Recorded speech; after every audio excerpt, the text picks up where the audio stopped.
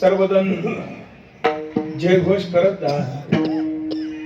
ह्या मंडपामध्ये वाजवलेली टाळी आणि ह्या असणाऱ्या मंडपामध्ये भगवत नामचिंतनाची दिलेली आरोळी कधीच व्यर्थ जाणार नाही महाराज. म्हणून सर्वांनी भजन करायचं.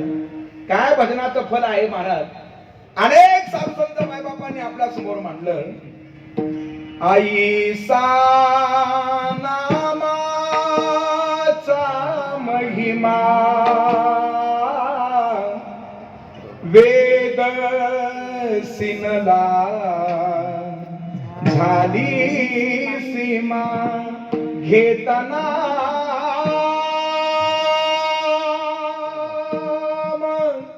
विठोबा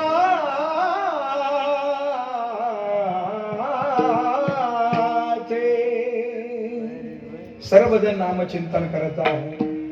अभंग फार सुंदर आहे. वाटुली पाहता सिनले डोळुले दाविसे पाऊले कैव डोळा तुमाय माऊली कृपेची सावुले विठ्ठले पाहिले वाट तुझे. तुकाराम सेवा मंडळ आयोजित असणारा हा नामयज्ञ आहे. तर संबंधानं ग्रंथराज ज्ञानेश्वरी पारायण सोहळा या ठिकाणी सुरू आहे. खर तर हा मार्गशीर्ष महिना जर पाहू जर गेलं, या मार्गशीर्ष महिन्याचा विशेष महिमा खऱ्या अर्थानं आपल्याला पाहता येतो. माहिती स्वतः भगवंत सुद्धा आपला विभूती योग सांगत असताना सांगताय, हा मार्गशीर्ष महिना म्हणजे काय आहे. माझी आषाढी विभूती आहे. बरं, या महिन्यामध्ये आपल्याला काही विशेष घटना पाहायला भेटतात महाराज. काय काय घटना पाहायला भेटत आहे. या महिन्याचा महिमा सर्वांनी आसारा श्रवण करा. मायबाप, त्या महिन्यामध्ये हा नामयज्ञ प्रतिवर्षी संपन्न होतो. हा विशेष आसारा महिना आहे. या महिन्यातील आसारी पहिली आसारी दिव्य घटना म्हणजे या महिन्यामध्ये अयोध्या नगरीचे राघवेंद्र सरकार भगवान प्रभू रामचंद्रजी आणि सीता माता यांचा विवाह सोहळा संपन्न झाला. बरं, मार्गशीर्ष शुद्ध पंचमीची आषाढीची तिथी आहे. त्या तिथीला भगवान प्रभू रामचंद्र आणि सीता माता यांचा सोहळा संपन्न झाला. श्रीरामाने सहज उचलले धनु शंकराचे पूर्ण जागले जनक नृपाचा हेतू अंतरीचे. हे हात जोडुनी म्हणे नृपती तो विश्वामित्राशी आज जानकी अर्पियली मी दशरथ पुत्रासी. सभा मंडपी मिलन झाले माया ब्रह्माचे स्वयंवर स्वयंवर स्वयंवर झाले सीतेचे स्वयंवर झाले सीतेचे स्वयंवर झाले सीतेचे. राम जानकीचा लागल लगीना. भागवताची आठवण व्हावी म्हणून तुमच्या समोर भजन म्हणतोय. बरं, राम जानकीच हो राम जानकीच लागल लगीना. किती आनंदान नाचती भक्त जन. भगवान प्रभू रामचंद्रांचा विवाह या मार्गशीर्ष महिन्यामध्ये संपन्न झाला. भगवान शिवांनी विशेष अवतार धारण केला महाराज. मल्लहरी भगवान खंडेश्वर त्यांचा आजचा नवरात्र उत्सव चंपाषष्ठी ह्याच मार्गशीर्ष महिन्यामध्ये. या महिन्यामध्ये एका शास्त्राचं प्राकट्य झालं. ते शास्त्र म्हणजे दुसरं तिसरं कोणतं नाही महाराज. ते म्हणजे त्या ठिकाणी गीतेचं प्राकट्य झालं. गीता जयंती ह्याच मार्गशीर्ष महिन्यामध्ये आहे. आणखीन ऐका, या महिन्यामध्ये एका योग्याचं प्राकट्य. 3 शिरे 6 हात दया माझे दंडवत. आणखीन असा या महिन्याचा महिमा ऐका महाराज. या महिन्यामध्ये काही महात्म्यांनी आपला अवतार कार्य पूर्णत्वाला नेलं. मार्गशीर्ष वद्य त्रयोदशीची आषाढी तिथी म्हणजे कालची आषाढी तिथी महाराज. कालच्या तिथीला काय महात्म्यांनी आपला अवतार कार्य पूर्णत्वाला नेलं. कोणाकोणी आपला अवतार कार्य पूर्णत्वाला नेला ऐका. ज्ञानोबारांच्या संजीवन समाधी सोहळ्याच्या वेळेला ज्या महात्म्यानं हरिकीर्तन केलं होतं महाराज, केंदूरचे आसारे कानोबा पाठक, कानोबा पाठकांचा आसारा संजीवन समाधी सोहळा होता. बरं, कालच्या तिथीला मार्गशीर्ष वद्य त्रयोदशी. आणखीन या महिन्याचा महिमा ऐका महाराज. याच महिन्यामध्ये आणखीन एका महात्म्यानं स्वतःचा अवतार कार्य पूर्णत्वाला नेलं आणि तो महात्मा दुसरा तिसरा कोणी नाही महाराज. ज्ञानोबारांचा संजीवन समाधी सोहळा कार्तिक वद्य त्रयोदशीला संपन्न झाला आणि ज्ञानोबारांचा तो समाधी सोहळा कशा पद्धतीनं संपन्न झाला. अनेक साधू संत मायबापांनी त्याचं हृदयस्पर्शी वर्णन केलं. समाधी घेतली आळंदी. ज्ञानोबारांचा संजीवन समाधी सोहळा संपन्न झाल्यानंतर सगळे वारकरी आता निघाले महाराज आणि असे वारकरी आता सासवड क्षेत्रामध्ये जाऊन दाखल झाले आणि अशा सासवड क्षेत्राचं ते रम्य वातावरण एका महात्म्यानं पाहिलं. करा नदीचा आसारा पवित्र पावन किनारा पाहिला आणि सहज मनामध्ये भाव उपजला गेला आणि ते महात्मा म्हणजे दुसरे तिसरे कोणी नाही महाराज. ज्ञानोबारांचे धाकले बंधू, त्यांचं नाव आसारा सोपान काका. हे सोपान काका निवृत्ती दादांच्या जवळ गेले आणि असं निवृत्ती दादांचं दर्शन घेतलं महाराज.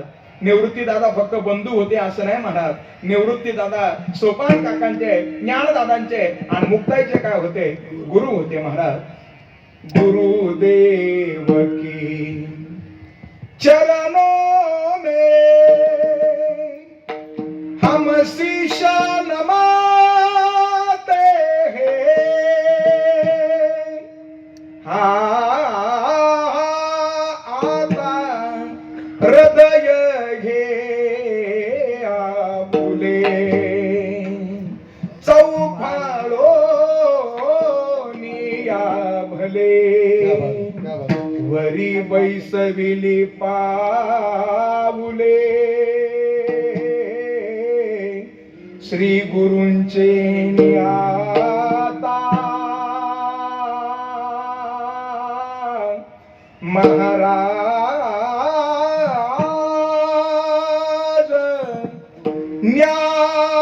ज्ञानेश्वर मावोले.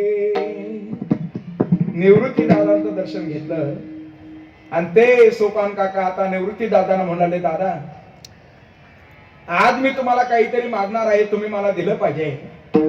निवृत्ती दादा सोपान काकाला म्हणले, अरे सोपाना, धाकल्या भावाचा हट्ट पुरवणं हे थोरल्या भावाचं कर्तव्य असतं. माग ना, तुला काय मागायचं मी तुला देण्यासाठी तयार आहे महाराज. जसा प्रसंग कलियुगामध्ये सोपान काका आणि निवृत्ती दादा यांच्या बाबतीमध्ये घडला, तसाच प्रसंग त्रेतायुगामध्ये भगवान प्रभू रामचंद्र आणि भरत यांच्यामध्ये त्या ठिकाणी घडला होता. वेळ आपल्याकडे कमी आहे मायबाप, पण ज्या वेळेला बंधुप्रेम जर आपल्याला पाहायचं असेल तर आपण रामकथेचा स्वीकार करा महाराज. रामकथेमध्ये रक्तानं रक्तावर कशा पद्धतीनं प्रेम करावं ते शिकवणारी खरी अर्थानं रामकथा आहे मायबाप. किती भावाचं भावाविषयी प्रेम असावं. भगवंत ज्या वेळेला वनवासाला निघाले होते ना, वस्त्र बदल कर राज के वलकल पहने आज बन के है तू मिलन चले माता के दरबार रे राजा रंका बने. जगात अनायकच्या वेळेला वनवासाला निघाले आणि अनवाणी जगात अनायक वनवासाला जात असताना काही कडे वल्कल देश आणला होता. हे लो भेट और छोड़ दो मेरा देश. जगाच्या नायकानं अंगावरले राजवस्त्र काढून टाकले, वल्कल वस्त्र परिधान केले आणि असे भगवंत प्रवास करत असताना पृथ्वी माता प्रसन्न झाल्या आणि प्रगट झालेल्या पृथ्वी मातेनं भगवंताला विचारणा केली, देवा मी नेमकं तुमची काय सेवा करू? भगवंतानं काय सेवा सांगितली ऐका ना. भगवंतानं सांगितलं, एक काम करा, खरं तर तुम्ही जर सेवा करणार असाल आणि काही करण्याची तुमची इच्छा असेल तर माझी एक इच्छा आहे, तेवढी पूर्णत्वाला न्या. पृथ्वी मातेने विचारलं, काय करू सांगा? म्हणे ज्या मार्गाला मी प्रवास करत आलो ना त्या मार्गावरले जेवढे काटे आहे तेवढे काटे तुम्ही बाजूला करा. पृथ्वी मातेला मोठं आश्चर्य वाटलं. रे, ज्या मार्गाचा प्रवास संपन्न झाला त्या मार्गावरले काटे कशाला बाजूला करायचे? खरं तर ज्या मार्गाने पुढे प्रवास करायचा आहे त्या मार्गावरले काटे बाजूला केले पाहिजे. पृथ्वी मातेनं आपली शंका भगवंताला विचारली, जो प्रवास तुमचा संपन्न झाला त्या मार्गावरले काटे का बाजूला करायचे? आणि मग जगाच्या नायकांना दिलेलं उत्तर आहे सर्वजण ऐका महाराज. तो जगाचा नायक सांगू लागला पृथ्वी मातेला, मला माहिती आहे ज्या मार्गाने मी चालत आलो त्या मार्गाने एक दिवस माझा भरत चालत येणार आहे आणि त्याला इजा न व्हावी म्हणून ते काटे काय करा, बाजूला करा महाराज. आणि ते काटे जर माझ्या भरताना जर पाहिले, भरत स्वतःला आणखीन दोषी समजेल. असं रामाना मधलं बंधू प्रेम आहे मायबाप. आणि ज्या वेळेला दोघांची भेट झाली होती ना, भेट झालेली असताना भरतजी प्रभू रामचंद्रजींना मागत होते. प्रभू रामचंद्र भरताला म्हणत होते काय मागायचं ते मागा. भरतानं सांगितलं मला अर्थ नको, काम नको, मोक्ष नको. अर्थ न धर्म न काम रुची गती न चहू निर्वाण. जन्म जन्म रती राम पद यही वरदान दिन आज. सियावर रामचंद्र की जय, उमापति महादेव की जय, पवन सुत हनुमान की जय, लाडले लखन लाल की जय. काही नको. दसरा संवाद असणारा भगवान प्रभू रामचंद्र आणि भरतजी यांच्यामध्ये त्रेता युगामध्ये झाला. मोठा प्रसंग आहे, तेवढा सांगण्यात माझ्याकडे वेळ नाही महाराज. तोच प्रसंग सोपान काका आता निवृत्ती दादांना म्हणतात, दादा जे मी मागणार आहे ते तुम्ही मला द्या. आणि मग निवृत्ती दादाने सोपानाला असं जवळ घेतलं, आपलं मस्तक सोपानाच्या मस्तकावर, आपला हात आसारा सोपानाच्या मस्तकावरती ठेवला. आणि असे निवृत्ती दादा सोपानाला विचारतात काय पाहिजे तुला. सोपानानं दोन हात जोडले होते आणि सोपान काका निवृत्ती दादांना म्हणाले, दुसरं तिचं काही नको दादा, मला काहीच नको, माझी फक्त एकच इच्छा आहे. जसे ज्ञान दादा इंद्रायणीच्या तीरावरती अलंकापूर धाम मध्ये काय झाले, स्थिर झाले. मलाही वाटतं या सासवड क्षेत्रामध्ये त्या करेच्या किनाऱ्यावरती मी सुद्धा काय व्हावं, स्थिर व्हावं असं मला वाटतं. आणि हे सोपान काकाचे शब्द ऐकले, निवृत्ती दादांचे डोळे आसून डबडबले महाराज. आणि असे निवृत्ती दादाने सोपानाला आपल्या जवळ घेतलं. आणि निवृत्ती दादांचे शब्द आहे, ज्येष्ठाच्या अगोदर कनिष्ठाचे जाणे. सोपानाला समजवण्याचा प्रयत्न करत होते. सोपानाचा हट्ट होता. जगाच्या नायकांना मध्यस्थी केली आणि सोपान काकांचा समाधी सोहळा ठरला महाराज. आणि त्या सोपान काकांचा तो दिव्य समाधी सोहळा ज्या तिथीला पूर्णत्वाला गेला, ती तिथी सुद्धा कालची तिथी होती मार्गशीर्ष वद्य त्रयोदशी महाराज. असा हा पवित्र मार्गशीर्ष महिना. आणि वर्षाचा जर विचार जर केला तर हे वर्ष काही विशेष आहे बरं. या वर्षी ज्या जगद्गुरु तुकोबारांच्या वैकुंठ गमनाला 375 वर्ष पूर्णत्वाला जात आहे. माऊली महावैष्णव ज्ञानराजांच्या आसारा प्राकट्याला 750 वर्ष पूर्णत्वाला जात आहेत महाराज. बाळ भागवत नामदेव महाराज यांचा आसारा त्या ठिकाणी संजीवन समाधी सोहळ्याला 675 वर्ष पूर्णत्वाला जात आहेत. एवढंच नाही महाराज, या नामदेव महाराजांच्या घरी आसारा जनाबाई त्यांच्या सुद्धा संजीवन समाधी सोहळ्याला 675 वर्ष पूर्णत्वाला जातात, कारण त्यांनी बरोबर समाधी घेतली होती. आणखी नाही का, तुकोबारांचे आसारे पुत्र नारायण महाराज यांच्या प्राकट्याला सुद्धा 375 वर्ष पूर्णत्वाला जातात महाराज. कारण ज्या वेळेला तुकोबारांचं वैकुंठ गमन झालं ना, त्यावेळेला नारायण महाराज आईच्या उदरामध्ये होते महाराज. त्यांच्या सुद्धा प्राकट्याला 375 वर्ष पूर्णत्वाला जात आहे. वर्षही विशेष आहे, महिनाही विशेष आहे. आणि अशा विशेष असणाऱ्या महिन्यामध्ये आपला हा नामयज्ञ या ठिकाणी पूर्णत्वाच्या दिशेने जात असताना तृतीय दिनाच्या हरिकीर्तन सेवेसाठी जगद्गुरु तुकोबारांच्या श्रीमुखातील सुंदर असा अभंग मी आपल्या समोर खऱ्या अर्थाला गायलेला आहे मायबाप. ज्या अभंगाच्या माध्यमातून तुकोबारांची आसारी भगवत दर्शनाची आसारी लालसा, भगवत दर्शनाची आसारी इच्छा तुकोबारा अभंगाच्या माध्यमातून काय करतायत, व्यक्त करतायत. खरं तर मानव देह आपल्याला प्राप्त झाला महाराज. या मानवी देहाच्या माध्यमातून त्या भगवंताला आपण प्राप्त करून घेतलं पाहिजे, अशी खुणगाट आपण आपल्या मनाशी निश्चित करा मायबाप. नरदेह आपल्याला मिळाला, कशासाठी मिळाला, कशासाठी मिळाला. बऱ्याच जणांना आसारा याचा महिमा कळाला नाही महाराज. मोठ्या भाग्यानं आपल्याला प्राप्त झाला. माझ्या मनाचे शब्द नाही, गोस्वामीजी रामायणामध्ये वर्णन करताय. बडे भाग मानुष तनु पावा, बडे भाग मानुष तनु पावा,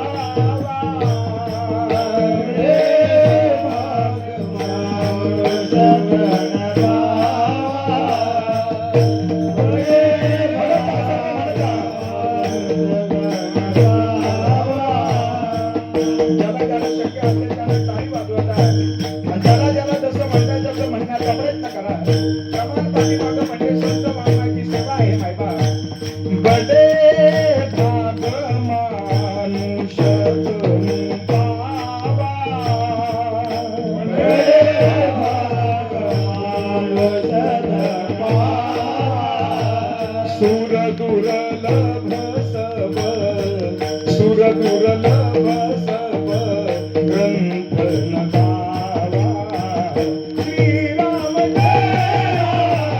जय राम जय राम श्रीराम जय राम प्रभु रामचंद्र भगवान की जय म्हणताय ना सगळे एकदा आवाज ऐकू बरं आपण श्रोत्यांचा प्रभु रामचंद्र भगवान की जय श्री राम जय राम जय जय राम बडे भाग मानुष तनु पावा सुर दुर्लभ सब ग्रंथ न गावा असा नरदेह तुम्हा आम्हाला प्राप्त झाला मायबाप यात श्रेष्ठत्व कशामध्ये आहे मानवी जीवनाचा असा गंतव्य आपल्याला खऱ्या अर्थाने कळायला पाहिजे महाराज काय मानवी जीवनाचं श्रेय आहे आपल्याला कळायला पाहिजे बरं भागवत आपण सर्वांनी श्रवण केलं महाराज भागवतातील फक्त एक प्रसंग आपल्या आठवणीमध्ये आणून देतो ज्या वेळेला सर्व आसरा त्या ठिकाणी ऋषी महात्मे 88,000 ऋग्वेदी ब्राह्मण होते बरं शौनक ऋषींच्या सोबत होते आणि सर्वजण वनामध्ये प्रभू राम चिंतन करत होते महाराज आणि तिथं यज्ञ सुरू होता आणि यज्ञ सुरू असताना तिथं सुतांचं आगमन झालं बरं असे सुतजी आले महाराज सुतजी त्या ठिकाणी येऊन दाखल झाले होते त्यावेळेला आसारे जवळपास 9 वाजून आसारे 35 मिनिटं झाले होते महाराज सुतजी त्या ठिकाणी आले होते बरं असे सुतजी आले महाराज 10 वाजून 25 मिनिटापर्यंत ते थांबतील सर्वजण आहे का सुतजी आले आणि असे सुतजी आल्यानंतर त्या सुतांचं पूजन केलं महाराज हम भूल रहे ते बन में बल खो बैठे ते तन में तूने आकर बल जगा कर जीवन कर दिया निहाल हरि की कथा सुनाने वाले हरि का दर्श दिलाने वाले तुमको लाखों प्रणाम तुमको लाखों प्रणाम आणि त्यावेळेला त्या शौनक ऋषींनी सुतांना काय प्रश्न विचारले महाराज आणि त्यामधला पहिला प्रश्न आहे किम श्रेय मानवी जीवनाचं श्रेय काय आहे आणि त्यावेळेला सुतांनी असताना त्या प्रश्नाचं उत्तर दिलं कृष्ण भक्ती परम श्रेय त्या भगवंताची भक्ती करा आणि त्या भगवंताला आपण काय करून घ्या प्राप्त करून घ्या हे मानवी जीवनाचं खऱ्या अर्थानं काय हे श्रेय आहे महाराज आपल्याला मानव देह प्राप्त झाला या श्रेयाचा केव्हा तरी आपण विचार करा मायबाप आणि प्राप्त मानवी देहाच्या माध्यमातून आपण जर भगवंताची प्राप्ती जर करून जर घेत नसाल तर मग या जीवनाचा विचार करत असताना तुकोबारा म्हणतात प्राप्त असून सुद्धा नाही तरी गेला जन्मवाया जन्मवाया नाही तरी गेला जन्मवाया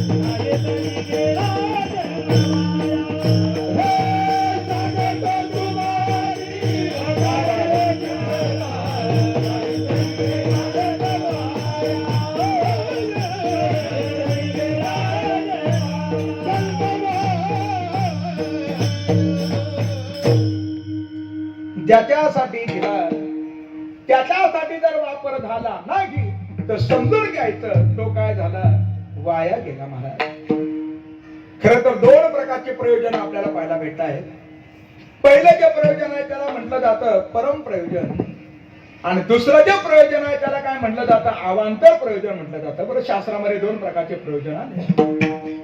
खरं तर अवांतर प्रयोजन आणि परम प्रयोजन. परम प्रयोजन कशाला म्हणायचं आणि अवांतर प्रयोजन कशाला म्हणायचं ऐका. हा जो माईक आहे ना, या माईक मध्ये मी बोलतो ना, माईक मध्ये माझा आवाज तुमच्यापर्यंत अस्खलित रीतीनं पोहोचवणं हे माईकचं झालं परम प्रयोजन. पण हा माईक असताना एखाद्याला फेकून मारणं हे काय झालं राहुल भाऊ, हे झालं अवांतर प्रयोजन झालं. महाराज, हे अवांतर प्रयोजन झालं. हे जर नाही कळालं तर सोपं आहे का. दोनही मृदंगाचार्य फार सुंदर मृदंग वाजवतात ना, मृदंग फार सुंदर वाजवतात महाराज मृदंग. त्या मृदंग वादनाचं वर्णन एका गवळणीमध्ये साधुसंत महात्म्याने केलं. बरं, कोणीच लागे कोणी पहागे,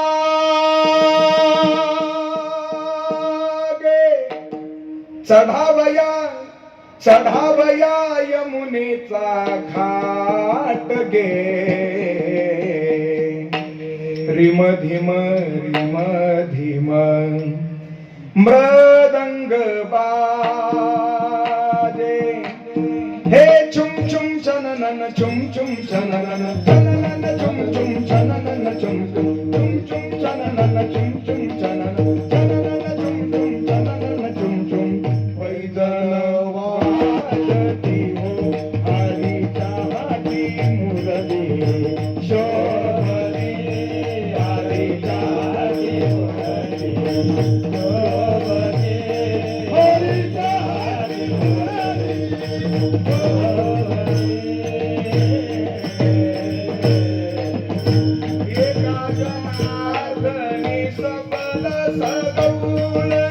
चला जाऊ घरीचे सांगाते, रिम धिम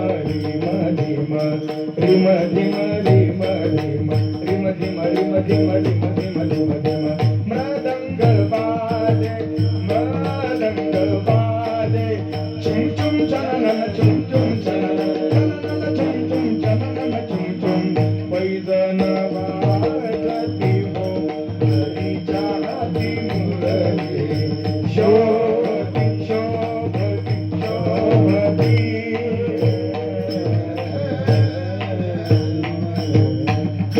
कीर्तनामध्ये मृदंग बाजून कीर्तनाचा रंग द्विगुणित करणं, लावणी मृदंग श्रुती टाळ घोष, करा जय जयकार वाद्यांचे गजर, मृदंग विने अपार टाळ घोळ. कीर्तनामध्ये मृदंग बाजून कीर्तनाचा रंग द्विगुणित करणं हे मृदंगाचं झालं परम प्रयोजन. पण या मृदंगानं एखाद्याला वाजवणं हे त्याचं झालं अवांतर प्रयोजन. त्याला कळेल. तसं मानवी देहाचा सारा परम प्रयोजन आहे महाराज. विठ्ठलची एक देखलिया हे मानवी जीवनाचं काय खऱ्या अर्थानं परम प्रयोजन आहे, आणि त्या दिशेनं आपण खऱ्या अर्थानं पाऊल टाकले पाहिजे महाराज. कधीतरी आपल्याला वाटावं, जो भगवंत चोखोबाचे ढोर ओढतो, जो भगवंत जनाबाई बरोबर दळू लागतो महाराज, दळू लागतो ना, ज्या भगवंतानं सावता महाराजांना कृप लागावं, ज्या भगवंतानं नरहरी सोनार हरीचा दास भजन करीतो रात्रंदिवस, नामाचा व्यवहार. मनाबद्दल म्हणा, देवा तुझा मी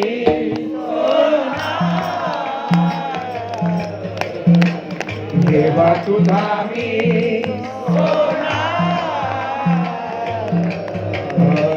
देवा तुझा मी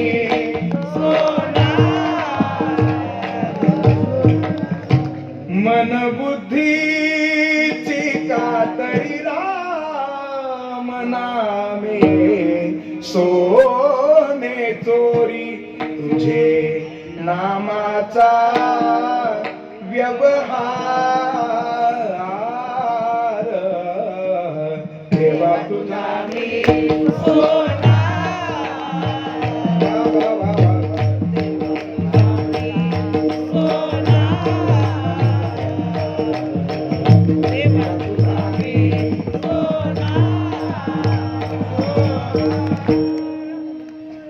ज्यांनी भजन केलं त्यांनाही धन्यवाद. नाही, मला तसं म्हणायचं नव्हतं, पण ते तुमच्या मनात आलं बरं. मला म्हणायचं होतं ज्यांनी ज्यांनी भजन केलं त्यांनाही धन्यवाद, आणि ज्यांनी फार प्रेमानं केलं त्यांना सुद्धा धन्यवाद. महाराज, देख मनुष्य जात सकळ तो स्वभावता भजनशील.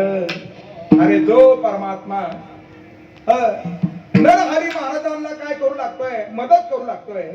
ज्या परमात्म्याने चोखोबाची ढोरं ओढले, जो परमात्मा असाला गोरोबाची मडके घडवतो, त्या परमात्म्याचा केव्हा मला संग प्राप्त होईल असं केव्हा तरी आपल्याला वाटलं पाहिजे. महाराज, केव्हा तरी आपल्याला वाटावं, मनापासून वाटावं. आतापर्यंत कधी आपल्याला वाटलंय का एखाद्या गोष्टीची ज्या वेळेला गरज वाटते त्यावेळेला त्या गोष्टीविषयी आपल्या अंतकरणामध्ये काय होते, तीव्र जिज्ञासा निर्माण होते महाराज.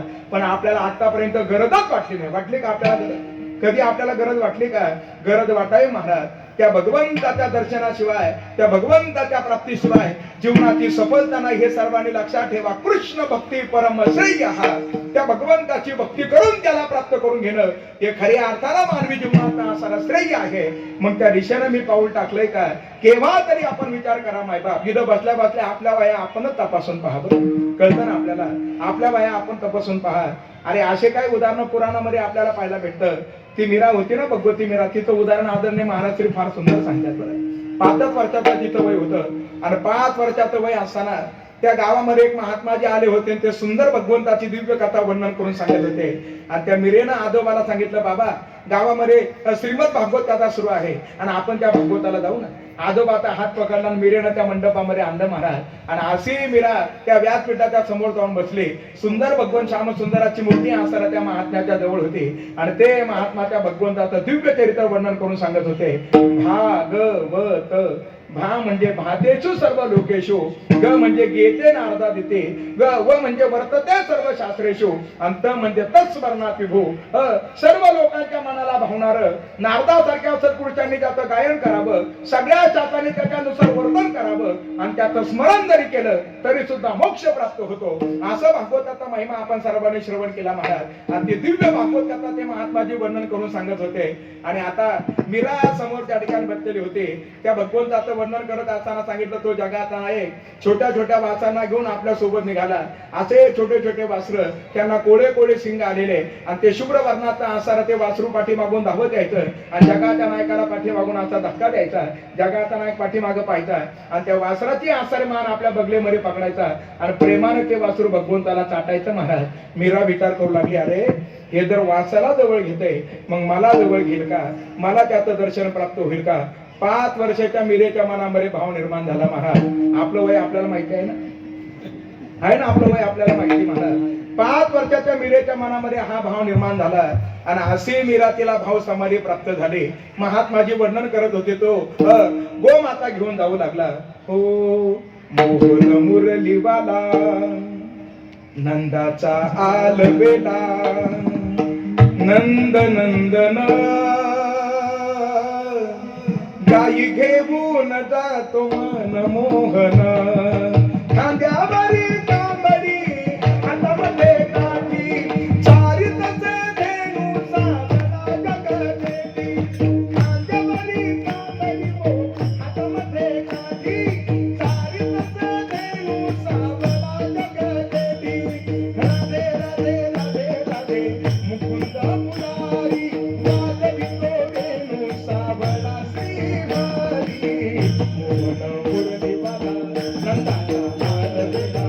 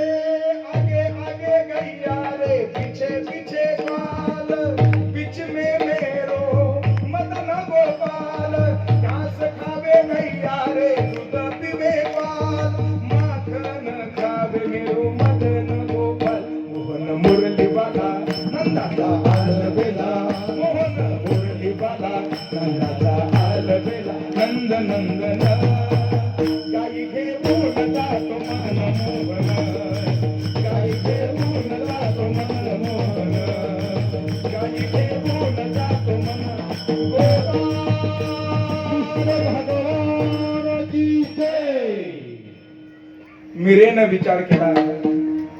छोट्या छोट्या वाचांना जर तो आपल्या जवळ घेतो तो केव्हा मला प्राप्त होईल महाराज. आणि अशी मीरा सुद्धा त्या भगवंताची काय पाहू लागली, वाट पाहू लागली महाराज. भगवंताचं दर्शन जर व्हावं असं जर आपल्याला वाटत असेल तर अंतःकरणापासून आपल्याला त्या ठिकाणी अशी उर्मी निर्माण झाली पाहिजे. त्याच्या प्राप्तीचे असणारे काय सूत्र आपल्याला पाहायला भेटतात. बरं, पहिलं सूत्र सर्वांनी लक्षात ठेवा, भगवंताखेरीज असणारा कोणत्या वस्तूला किंमत द्यायची नाही. ऐकता ना आपण सर्वजण, आदरणीय महाराज श्री सूत्र सांगताय.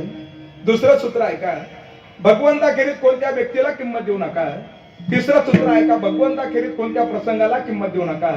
चौथं सूत्र ऐका, सत्संगामध्ये जा. पाचवं सूत्र ऐका, त्या भगवंताचा असणारा स्वरूप, त्याचा असणारा स्वभाव आणि त्याचं कार्य जाणून घ्या, म्हणजे त्याचा परिचय करून घ्या. सहावं सूत्र ऐका, एकांतामध्ये जाऊन असणारा त्या भगवंताशी आपण वार्तालाप करा. आणि सातवं सूत्र ऐका, त्याच्या प्राप्तीसाठी अंतःकरणापासून कळवळून त्याला आपण काय करा, हाका मारा महाराज. हे 7 सूत्र जीवनामध्ये आपल्याला पाहिजे महाराज. हे 7 सूत्र आपल्या लक्षामध्ये आले ना. भगवंताखेरीज कोणत्या व्यक्तीला किंमत देऊ नका महाराज. दुसऱ्या कोणत्या व्यक्तीला किंमत देऊ नका. तुकोबारा म्हणतात, मुंगी आणि राव आम्हा सारकाची जीव. भगवंताखेरीज कोणत्या वस्तूला किंमत देऊ नका. कोणत्या वस्तूला किंमत देऊ नका. अरे छत्रपती शिवाजी महाराजांनी नजराणा पाठवला, तुकोबाने सांगितलं दिवट्या छत्री घोडे हे तो मर्याद न पडे. अरे नवे नवे तुकोबारांचे शब्द आहे, माणिक पाषाण खडे तैसे. कोणत्या वस्तूला किंमत नाही. छत्रपती शिवाजी महाराजांनी विचार केला, म्हणे अरे लोकांमध्ये वैराग्याच्या गोष्टी बोलणं फार सोपं आहे, पण एकांतामध्ये यांचं वैराग्य पाहिलं पाहिजे. बरं, एकांतामध्ये वैराग्य पाहिलं पाहिजे. आणि मग असंच झालं, तुकोबाराच्या शिळेवरती रोज वस्त्र परिवर्तन करायचे. त्या शिळेवरती छत्रपती शिवाजी महाराजांनी माणिक मोती आणून ठेवले. आणि एका झाडाच्या लपून आता छत्रपती शिवाजी महाराज पाहत होते. आता तुकोबा त्याचा स्वीकार करतील का. तुकोबारांचं स्नान झालं आणि स्नान झाल्यानंतर त्या शिळेपर्यंत आले महाराज आणि शिळेवरले ते माणिक मोती पाहिले. आपण जर असं तो काय केलं असतं, काय केलं असतं आपण.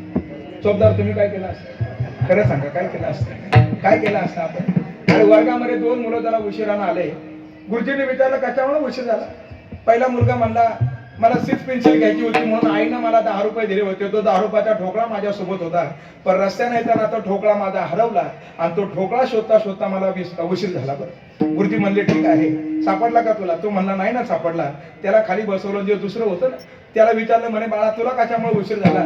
तो म्हणला खरं बोलू का खोटं बोलू. गुरुजी म्हणले की समोर सुविचारलेला नेहमी खरे बोलावे. विवेकानंदांचं वाक्य, आपण स्वतः खोटं बोलणं बंद करा म्हणजे जगामधल्या एका लबाडाची संख्या कमी होईल. विवेकानंदांचे शब्द आहेत. आणि मग तो मुलगा गुरुजींना सांगण्याला, गुरुजी खरं सांगू का, येता 10 रुपयाचा ठोकळा जिथं पडला होता त्याच्यावर पाय देऊन मी उभा होतो म्हणून मला उशीर झाला. आहे ना असं. अरे ज्या वेळेला माणिक मोती समोर पाहिले, तुकोबारांनी आसाराच्या शिळेचा त्याग केला महाराज. आणि रोज त्या तुकोबारांच्या त्यांना स्पर्श त्या शिळेला होत होता. आज तुकोबारा माझा स्वीकार करत नाही. या शिळेला कळालं, अरे त्या निर्जीव आसाऱ्या शिळेला वाचा फुटली महाराज, का माझा तुम्ही हा धिक्कार केला. आणि मग तुकोबारा म्हणले पाहिलं का, मी येण्याच्या अगोदर तुझ्यावर कोणीतरी घाण करून गेले. आणि मग त्यावेळेला ती निर्जीव शिळा गडबड गडबड गडबड करत इंद्रायणीकडे गेली, स्नान करून पुन्हा पूर्वस्थानावरती आली. आणि मग तुकोबाने त्या शिळेचा काय केला, स्वीकार केला महाराज. कोणत्या व्यक्तीला किंमत नाही, कोणत्या वस्तूला किंमत नाही, कोणत्या प्रसंगाला किंमत नाही. बाप मेला न कळता नवती संसाराची चिंता, त्याही प्रसंगाला किंमत नाही. बरं, आणि ज्या वेळेला तुकोबारांचे वडील थांबले ना महाराज, तुकोबारांचे वडील थांबल्यानंतर आईनं अंथरून पकडलं. कारण स्त्रीचं जीवन हे पुरुषाशिवाय बेकार आहे. बरं, नदीचं जीवन जसं पाण्याशिवाय बेकार आहे, अरे पक्षाचं जीवन जसं पंखाविना बेकार आहे, हातीचं जीवन जसं आसारा दाताविना बेकार आहे महाराज, तसं स्त्री जीवन सुद्धा हे पुरुषाशिवाय बेकार आहे. हाती दंत बिना, पंछी पंख बिना, नारी अधुरी नर बिना रे. सुमीरन करा प्रभु मेरे मना, तेरी बीती उमर हरी नाम बिना रे. तेरी बीती उमर हरी नाम बिना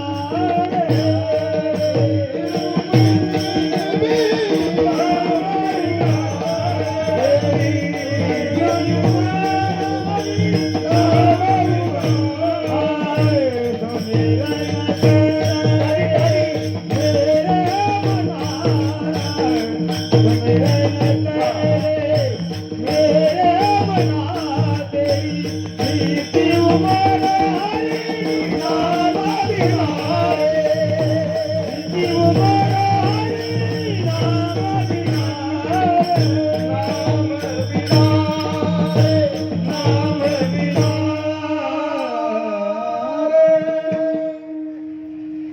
गोस्वामीजींना सुद्धा रामायणामध्ये त्या ठिकाणी वर्णन केलं. शरीर जसं असताना त्या ठिकाणी प्राणाशिवाय आहे महाराज, तसं असणारं नदीचं जीवन सुद्धा पाण्याशिवाय बेकार आहे, तसं स्त्रीचं जीवन सुद्धा पुरुषाशिवाय बेकार आहे. आणि ज्या वेळेला स्वतःचं सौभाग्य थांबलं, त्या माऊलीनं आता हातून पकडलं. तुकोबारा आईच्या जवळच होते आणि अशा मातेचं मस्तक आपल्या मांडीवरती घेतलं होतं आणि माता म्हणत होती, तुकोबा मन अभंग. आणि मग तुकोबाने अभंग म्हणाय महाराज. जिचे पिढे बाळ प्राण दियेचा विकळ, आईसा मातेचा स्वभाव सूत्र दोरी एक जीव. हे सुखाची विश्रांती उमटे मातेची या चित्ती, आईसा मातेचा स्वभाव सूत्र दोरी एक जीव. तुकोबा भजन करत होते आणि मातेनं तुकोबांच्या मांडीवरती स्वतःचा देह ठेवला. कोणत्याच प्रसंगाला किंमत दिली नाही. घरावरती जप्ती आली, सगळा प्रपंच बाहेर फेकला गेला, त्याही प्रसंगाला किंमत दिली नाही महाराज. स्वतःचा आसरा लेकरू पहिल्या पत्नीपासून झालेलं, तुकोबांच्या मांडीवरती त्याचं मस्तक आहे आणि ते लेकूर म्हणत होतं, मला फार तहान लागली, मला फार तहान लागली. आणि पाणी पाणी करता करता करता लेकरानं तुकोबांच्या मांडीवरती स्वतःचा देह ठेवला. कोणत्याच प्रसंगाला किंमत दिली नाही महाराज. ना कोण्या व्यक्तीला किंमत, ना कोण्या वस्तूला किंमत, ना कोण्या प्रसंगाला किंमत. आणि एवढं सर्व करत असताना चौथं सूत्र आहे, ते म्हणजे आपण सत्संगामध्ये जा. सत्संग कशाला म्हणतात? सत्संग. जिथं सत्य तत्वाचा संग प्राप्त होतो त्याला म्हटलं जातं सत्संग. सत्य तत्वापर्यंत पोहोचण्याचा मार्ग जिथं आपल्याला दर्शवला जातो त्याला म्हटलं जातं सत्संग. जिथं आपल्या अंतःकरणातील आसरा द्वैत निघून आपण अद्वैतापर्यंत जाऊन दाखल होतो महाराज, त्याला म्हणावं त्या ठिकाणी सत्संग. जिथं स्वतःच्या स्वरूपाचं आपल्याला ज्ञान होतं त्याला खरी अर्थानं म्हणावं सत्संग.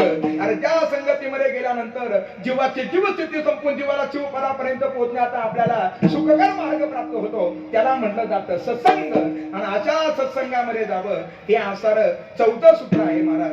आणि पाचवं सूत्र आहे का, त्या भगवंताचं स्वरूप जाणून घ्या, त्याचा आसार स्वभाव जाणून घ्या आणि त्याचा आसार कार्य जाणून घ्या. हे झालं पाचवं सूत्र. आणि सहावं सूत्र, एकांतामध्ये जाऊन त्याचे आपण संवाद साधा महाराज. जसं आपण संवाद साधतो ना मोबाईलवर, बोलतात ना माणसं मोबाईलवर बोलतात ना माणसं. पूर्वीच्या काळी ज्या वेळेला माणसं झोपत होते ना त्यावेळेला त्यांना काय विश्रांती प्राप्त होत होती बरं. पण आता असं झालं, माणसं झोपले का मग मोबाईलला विश्रांती प्राप्त होते. सध्याची स्थिती अशी आहे बरं. कारण तोपर्यंत माणसं काय मोबाईल सोडतच नाही. सोडतात का तोपर्यंत मोबाईल? जोपर्यंत फोन बांधलेला होता तोपर्यंत माणसं मोकळे होते. आणि जेव्हा फोन सुटला गेला महाराज तर माणसं गुंतले गेले बरं. पहिले असारे फोन बांधलेले होते ना ते, तोपर्यंत माणसं मोकळे होते. फोन मोकळे झाले, माणसं गुंतले गेले महाराज. विश्रांती त्याच्यावर जसं आपण बोलतो महाराज, तसं आपण भगवंताबरोबर काय साधा, संवाद साधा. आणि असा संवाद साधता साधता अंतःकरणामध्ये जिज्ञासा निर्माण करा. तो मला प्राप्त झाला पाहिजे, तो मला प्राप्त झाला पाहिजे. आणि त्याच्या प्राप्तीसाठी व्याकुळ होऊन त्याला काय मारा, हाका मारा महाराज. जसं ज्ञानोबारांनी हाक मारली, मला दुसरं काहीच नको, मला फक्त परमात्माच पाहिजे. ज्ञानोबारांचे शब्द ऐका. तो मज भावा, तो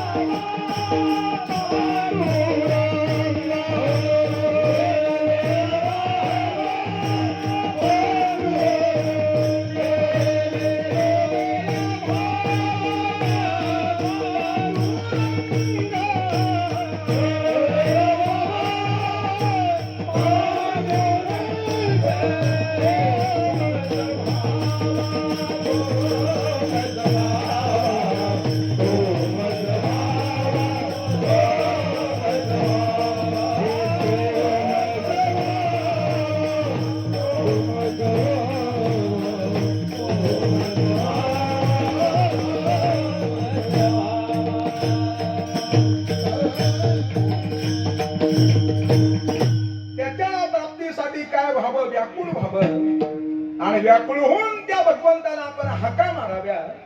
भगवंताची भेट होणं अवघड नाही महाराज, पण त्या भेटीसाठी व्याकुळ होणं फार अवघड आहे बरं. आतापर्यंत कधी आपण व्याकुळ झालोय का? कधी आपल्याला तळमळ वाटली का? आपल्याला मळमळ होते महाराज, पण तळमळ केव्हा वाटत नाही बरं. तळमळ वाटली का आपल्याला केव्हा? तळमळ वाटली साधू संत महात्म्यांना. म्हणून तर ते म्हणतात, पहिलं तो गे काहू कोकता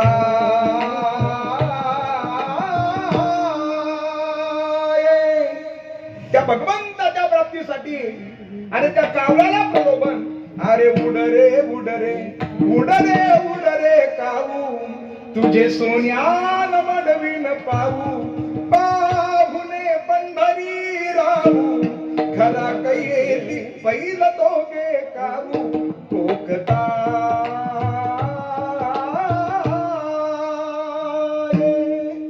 कधीतरी आपल्याला सुद्धा तळमळ वाटाय महाराज, आणि ती तळमळ तुकोबारांच्या अंतःकरणामध्ये निर्माण झाली.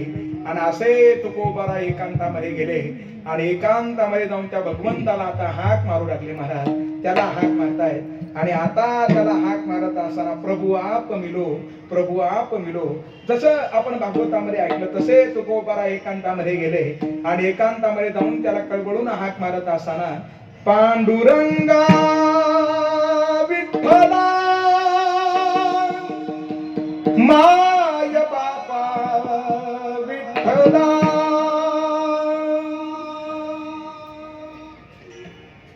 रामकृष्ण हरी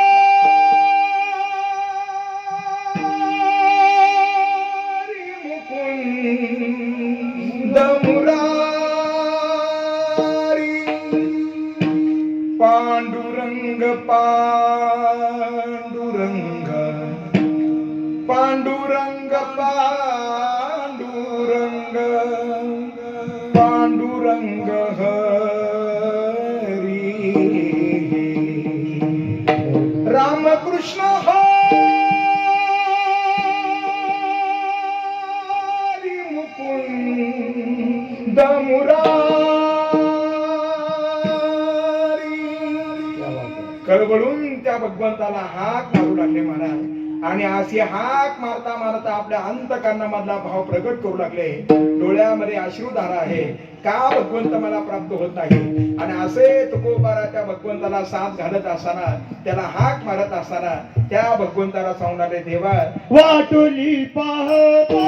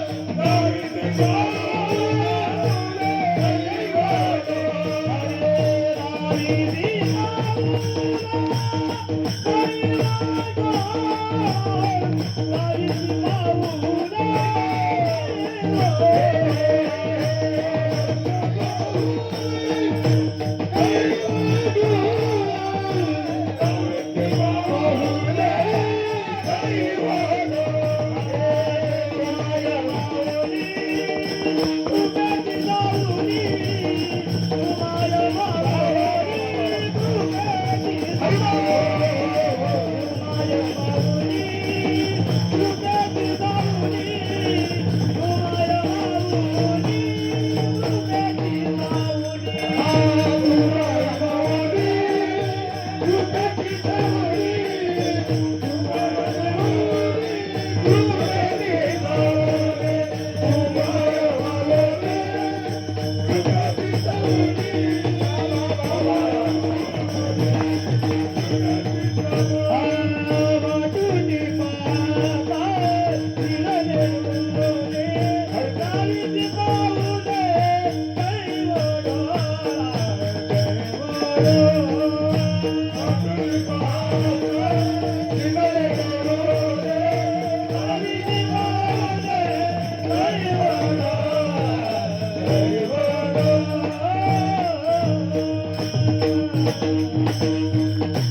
विठोबा रखुमार जय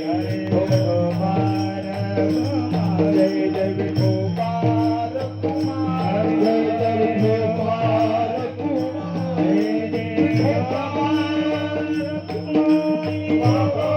रखुमार जय जय विठोबा रखुमार जय जय विठोबा रखुमार